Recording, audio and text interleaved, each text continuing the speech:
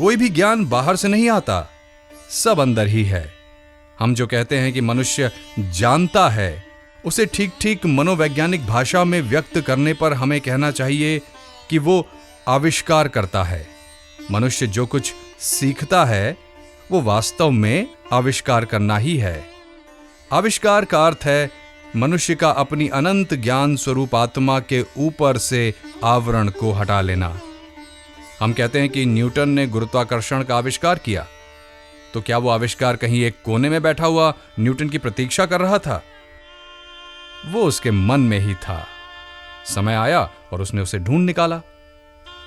संसार ने जो कुछ ज्ञान लाभ किया है वो मन से ही निकला है।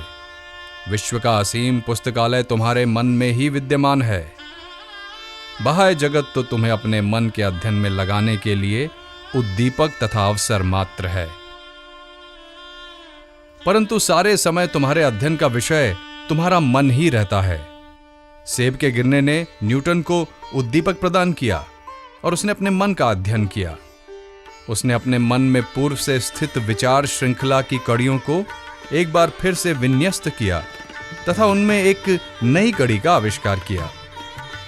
उसी को हम गुरुत्वाकर्षण का नियम कहते हैं। यह ना तो सेब में था और न पृथ्वी के केंद्र में स्थित किसी अन्य वस्तु में।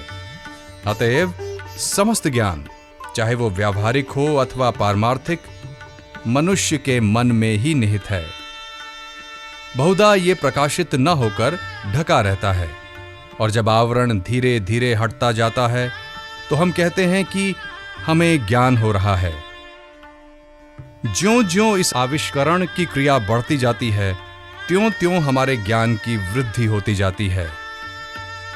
जिस मनुष्य पर से यह आवरण उठता जा रहा है वो अन्य व्यक्तियों की अपेक्षा अधिक ज्ञानी है, और जिस मनुष्य पर यह आवरण तह पर तह पड़ा है वो अज्ञानी है।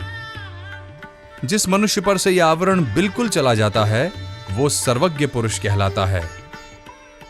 अतीत में कितने ही सर्वज्ञ हो चुके हैं, और मेरा विश्वास है कि अब भी बहुत से होंगे तथा आगामी युगों में भी ऐसे असंख्य पुरुष जन्म लेंगे। जिस प्रकार एक चकमक पत्थर के टुकड़े में अग्नि निहित रहती है, उसी प्रकार मनुष्य के मन में ज्ञान रहता है। उद्दीपक घर्षण का कार्य करके उसको प्रकाशित कर देता है।